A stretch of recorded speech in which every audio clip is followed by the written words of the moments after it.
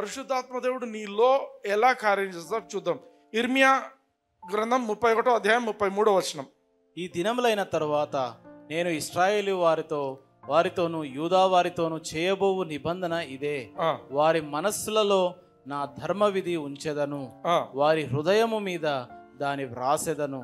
యెహోవా వాక్కు ఇదే. హల్లెలూయా. హల్లెలూయా. కొత్త నిబంధనలో బిలీవర్స్ ఏ విధంగా పరిశుద్ధాత్మ చేత నడిపింపబడాలో పాత నిబంధనలో ఇర్మియా భక్తుడు ఆల్రెడీ రాసిండు. ఇక్కడ మరోసారి చదవండి బాగా. ఈ దినములైన తర్వాత నేను ఇశ్రాయేలు వారితోను యూదా వారితోను చేయబోవు నిబంధన ఇదే. వారి మనస్సులలో నా ధర్మ విధి ఉంచెదను, వారి మనస్సులలో నా ధర్మ విధిని ఉంచెదను, వారి హృదయము మీద దాని వ్రాసెదను. యెహోవా వాక్కు ఇదే. హల్లెలూయా. హల్లెలూయా. ఏం జరుగుతుంది? మన హృదయాల మీద ఆయన ధర్మ విధులను దేవుడు రాసి, అంతకుముందు ఏముండే పాత నిబంధనలో 2 పలకలు ఇచ్చారు వాళ్ళకు, 10 ఆజ్ఞలని. ఆజ్ఞలు చదువుకొని వాళ్ళు అట్లా బ్రతకాల, ఆజ్ఞలను చదువుకొని బ్రతకాల. ఇప్పుడు బయట చదువుకోవడం కాదు, హృదయం మీదనే రాస్తున్నాను అన్నాడు. హల్లెలూయా. 2 కొరింథీ 5వ అధ్యాయం 17వ వచనం చూడండి. కాగా ఎవడైనను క్రీస్తునందున్న ఎడల వాడు నూతన సృష్టి, పాతవి గతించను, ఇదిగో కొత్తవాయను. హల్లెలూయా. హల్లెలూయా. సమస్తము కృతమైనవి. Therefore if anyone be in Christ, క్రీస్తునందు ఉన్నట్లయితే, నువ్వు యేసుక్రీస్తుని ఈరోజు అంగీకరించావంటే నీవు నూతన సృష్టి. ఇంగ్లీష్లో ఏమంటాడంటే ఈజ్ ఎ న్యూ క్రీచర్ అంటాడు. న్యూ క్రీచర్, మనకి పేరు ఇవ్వలేదు. ఆడ పిల్లి పోతుంది అనుకో, ఇది పిల్లి అంటాం. కుక్క పోతే కుక్క అంటాం. అది పిల్లి కాదు, కుక్క కాదు, అది ఏదో రకమైన ఎప్పుడు చూడని ఒక డిఫరెంట్ ఏమంటారు, డిఫరెంట్ మార్ఫాలజీ కలిగినది అనుకోండి. ఏం చెప్తారు? అదేందో పోయింది అంటారు. అంతేనా? అదేందో పోయింది, దాన్ని ఏం పేరు పెట్టాలో తెలీదు. యేసుక్రీస్తును నువ్వు అంగీకరించిన రోజున ఆత్మలోకంలో నువ్వు ఒక నూతన సృష్టి. ఎవరికి తెలియని ఒక అన్ఇమాజినబుల్ క్రీచర్ నువ్వు. అందుకే నీకు పేరంటూ పెట్టకుండా ఏమంటాడు? నూతన సృష్టి. నూతనంగా దేవుడు నిన్ను తయారు చేసింటున్నాడు. పాతవి గతించాను, ఇదిగో సమస్తం కొత్త. ఇంగ్లీష్లో ఏమంటే బిహోల్డ్. బిహోల్డ్ అంటే చూడు. నువ్వు పాతగా యేసు ప్రభుని అంగీకరించక ముందున్నట్లు నిన్ను నువ్వు చూసుకోవద్దు.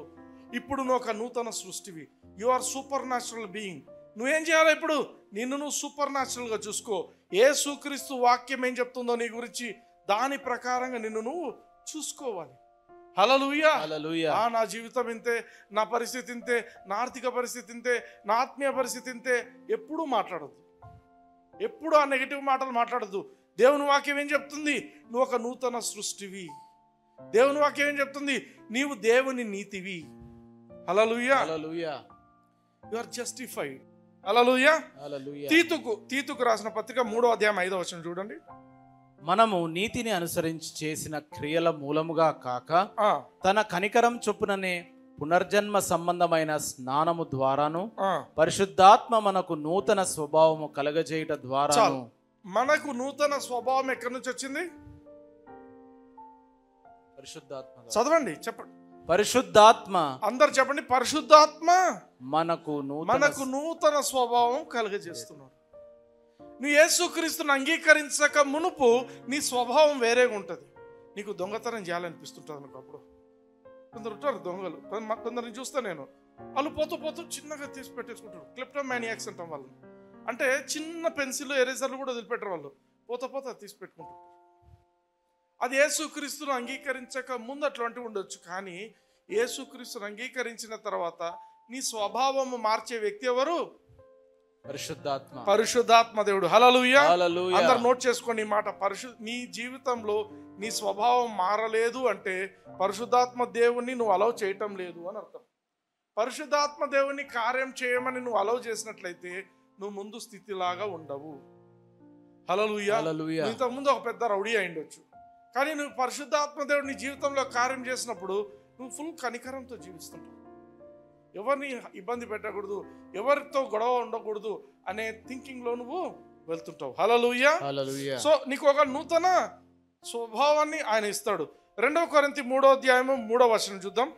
రాతి పలక మీద కాని సిరాతో గాని వ్రాయబడక మెత్తని హృదయములు అను పలకల మీద జీవము గల దేవుని ఆత్మతో మా పరిచర్య మూలముగా వ్రాయబడిన క్రీస్తు పత్రిక అయి ఉన్నారని మీరు తేటపరచబడుచున్నారు. హల్లెలూయా. హల్లెలూయా. పరిశుద్ధాత్మ దేవుడు దేవుని యొక్క నియమాలను, దేవుని యొక్క ఆజ్ఞలను మన హృదయం మీద ఎక్కడ రాస్తున్నాడు అంటే ఇక్కడే రాస్తున్నాడు. గమనించండి, రాతి పలకల మీద కాక సిరాతో కానీ, అంటే బుక్ల మీద పెన్తో ఇంక్తో రాస్తారు, అట్లా కూడా కాదంట. మెత్తని హృదయములు. నువ్వు యేసుక్రీస్తును తెలుసుకోకముందు రాతి హృదయం లాగా ఉంటుంది నీది. కానీ యేసుక్రీస్తును అంగీకరించిన తర్వాత నీ హృదయం సున్నితం అయిపోతుంది. You will be sensitive.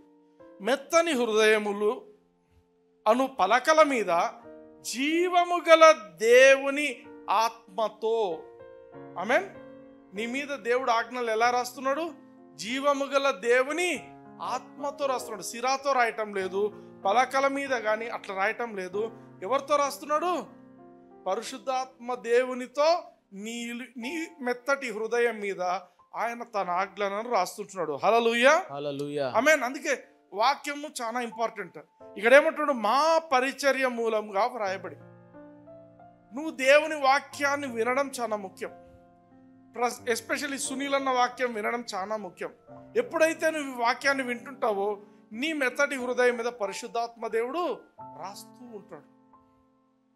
నువ్వు వినడానికి అలౌ చేయాలి. నిన్ను నువ్వు దేవుని వాక్యాన్ని వినటానికి నువ్వు డిసైడ్ చేసుకోవాలి. You should be determined.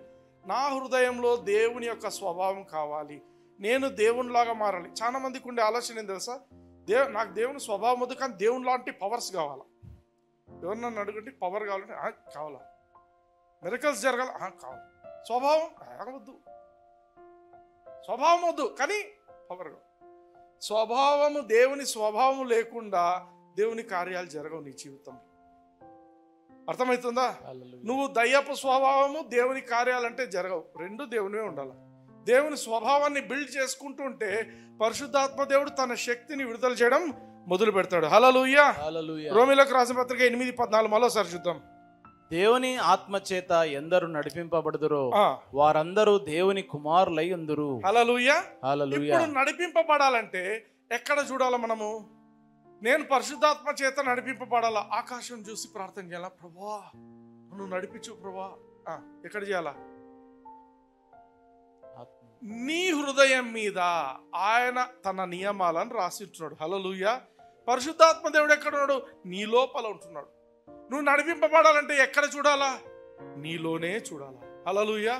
పరిశుద్ధాత్మ దేవా, నాలో ఉన్నవాడివి, లోకంలో చుట్టుపక్కల జరుగుతున్న దానికంటే నువ్వు చాలా గొప్పవాడివి. హల్లెలూయా. నువ్వు నన్ను నడిపించు ప్రభువా, నువ్వు నాకు సహాయం చేయి. You must know where your God is. ఎక్కడో చూడడం కాదు. ఆ చర్చికి పోతే అన్నీ బాగా జరుగుతాయంట, లేకపోతే అక్కడ పోతే ఎక్కడ పోయినా కాదు, నీ లోపల వచ్చి ఉంటున్నాడు ఆయన. నీవే ఇప్పుడు దేవునికి అతి పరిశుద్ధమైన స్థలం. నీలో ఆయన తన నివాసాన్ని ఏర్పాటు చేసుకొని నీలో ఉంటున్నాడు. హల్లెలూయా. Look inside of you. ఆమేన్. హల్లెలూయా. హల్లెలూయా. ఆమేన్. సామెతల గ్రంథం 20వ అధ్యాయం 27వ వచనం చూద్దాం. నరుని ఆత్మ యెహోవా పెట్టిన దీపము, అది అంతరంగములన్నీ శోధించును. బాగా ఆలోచిద్దాం. నరుని ఆత్మ యెహోవా పెట్టిన దీపం. ఇది పాత నిబంధనలు రాస్తున్న మాట, ఇప్పుడున్న మన కోసం రాసిన మాట. మామూలుగా యేసుక్రీస్తును అంగీకరించని వ్యక్తి ఆత్మ చనిపోయింది, దేవుని వైపు అది చనిపోయినట్టే. ఆమేన్. It is a dead thing, అది ఆత్మ కాదు. కానీ పరిశుద్ధ ఆత్మదేవుడు, నువ్వు ఎప్పుడైతే యేసుక్రీస్తు యొక్క వాక్యాన్ని స్వీకరించావో, యేసుక్రీస్తుని నీలోకి పొందుకున్నావో, నీ ఆత్మ ఏమవుతుందంట? నీ ఆత్మ ఏమవుతుంది? ఆత్మ యెహోవా పెట్టిన దీపము. దీపము. యెహోవా ఏం చేస్తాడంటే నీ ఆత్మను వెలిగిస్తాడు. హల్లెలూయా. దీపాన్ని ఎట్లా వెలిగిస్తారో నీ ఆత్మను దేవుడు వెలిగిస్తాడు. ఆమేన్. ఇంగ్లీష్ లో చూడండి, the spirit of man is the candle of the lord. దేవుడు ఒక క్యాండిల్. క్యాండిల్ ఎప్పుడు వాడతాం మనము? కరెంట్ చీకటి ఉన్నప్పుడు. చీకటి ఉండి కరెంటు పోయింది, పెద్ద లైట్ ఉండింది, సడన్గా కరెంటు పోయింది, ఏం చేస్తాము? క్యాండిల్. ఇప్పుడంతా ఆటోమేటిక్ లైట్స్ వచ్చినాయి. బట్ ఇక్కడ ఉన్నది ఏంటంటే క్యాండిల్ దేనికి? వెలుగు ఇవ్వడానికి. ఆలోచించండి. ఇది అర్థమైందంటే లైఫ్లో అన్నీ సెటిల్ అయిపోతాయి. నరుని ఆత్మ, ఇప్పుడు నేనున్నాను, నేను యేసుక్రీస్తుని అంగీకరించక ముందు నా ఆత్మ చనిపోయిన ఆత్మ. నేను యేసుక్రీస్తుని అంగీకరించిన రోజున నా ఆత్మను పరిశుద్ధాత్మ దేవుడు వెలిగించిండు. దేవుడు నన్ను వెలిగించిండు. నా ఆత్మ ద్వారా ఇప్పుడు క్యాండిల్ ఏం చేస్తుంది? క్యాండిల్ని ఇలా పెట్టుకుంటే ఏం చేస్తుంది? వెలుతురిస్తుంది. ఇక్కడ చూడండి, అంతరంగములన్నీ శోధించును అన్నాడు. నువ్వు క్యాండిల్ లైట్ ఉంటే నేను వేరే విషయాలను వెతుకుతావు. ఇప్పుడు నీ జీవితంలో ఉన్న పరిస్థితులను నువ్వు వెతకాలి, ఏదైనా సీక్రెట్గా ఉన్నవి బయటికి తీయాలి, ఏదైనా నీ జీవితానికి సంబంధించిన విషయాలను నువ్వు కనుక్కోవాలి అంటే నీ ఆత్మకు ఉన్న ఆ వెలుగులోను వెతకాలి. హల్లెలూయా. పరిశుద్ధాత్మ దేవుని వెలుగు కాదు ఇక్కడ, నీ ఆత్మ వెలుగు. నీ ఆత్మ ఇప్పుడు వెలిగింపబడింది. పరిశుద్ధాత్మ దేవుడు ఉన్నాడు కాబట్టి నీ ఆత్మ వెలుతురు లోపల నుంచి నీకు అన్నీ తెలియపరుస్తుంటాడు. ఆమెన్. అంటే ఇంకొక మాట ఏంటంటే, పరిశుద్ధాత్మ దేవుని స్వరాన్ని కూడా కాదు నువ్వు ఇక్కడ వినేది. ఎవరి స్వరాన్ని వింటావు? నీ ఆత్మ స్వరాన్ని వింటావు. హల్లెలూయా. నీ శరీరము, నీ యొక్క అంతరింద్రియములన్నీ కూడా, నీకున్నటువంటి ఏమంటారు, నీకున్న థింకింగ్ కానీ ఇవన్నీ కూడా, అండర్స్టాండింగ్ అన్నీ కూడా నీ ఆత్మ చెప్పే విషయాలను నువ్వు వినగలిగి ఉండాలి. అందుకే దాన్ని ఇన్నర్ విట్నెస్ అంటాం.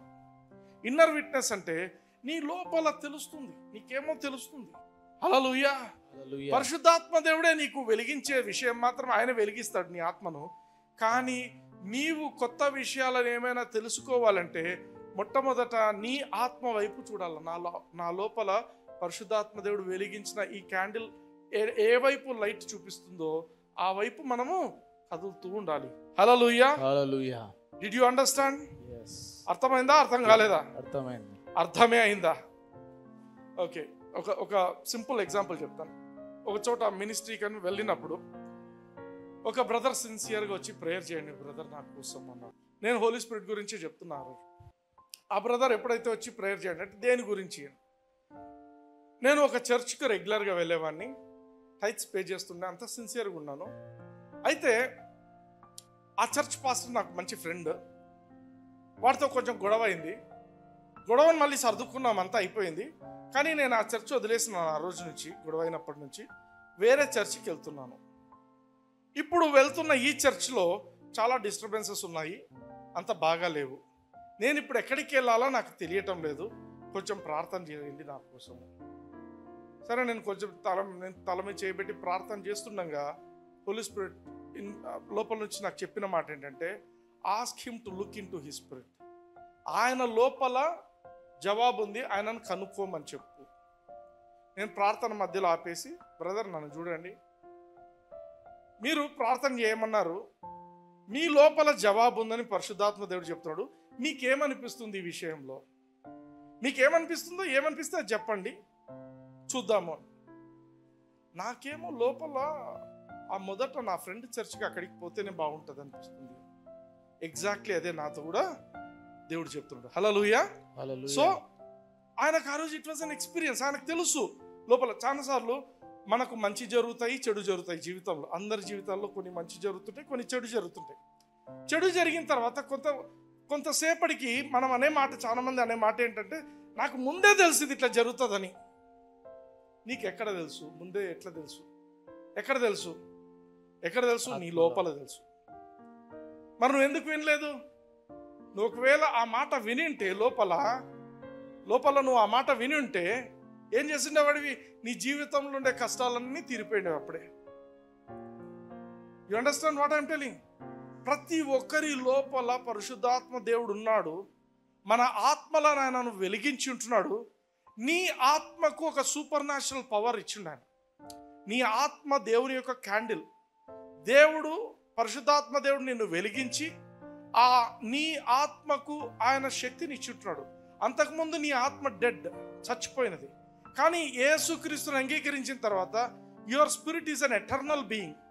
దేవునికి ఎంత కెపాసిటీ ఉంటుందో నీ ఆత్మకు అంతే కెపాసిటీ ఉంటుంది. ఆమేన్. అర్థమవుతుందా? ఎందుకు దేవుడు మనలందరినీ తనతో పాటు, క్రీస్తుతో పాటు సమానంగా కూర్చుండబెట్టి ఉన్నాడు? ఎఫెసీయులకు రాసిన పత్రిక 2వ అధ్యాయంలో ఉంటుంది. సమానంగా ఎందుకు కూర్చోబెట్టిండు? ఎందుకంటే సమానమైన కెపాసిటీ ఇచ్చిండు మనం గుర్తించాలి. నాలో దేవుడే వచ్చి ఉంటున్నాడు. హల్లెలూయా. హల్లెలూయా. అంటే ఏమర్థము? నీ కెపాసిటీ నువ్వు కాదు, ఆయనే నీ capacity. He is your capacity. హల్లెలూయా. నీ ఆత్మకు ఆయన ప్రత్యేకమైన హోదా ఇచ్చింటున్నాడు. ఆయన వచ్చి కూర్చోవడం వల్ల you became equal with God. దేవునితో సమానంగా నిన్ను కూర్చుండబెట్టింటున్నాడు యేసుక్రీస్తుతో పాటు.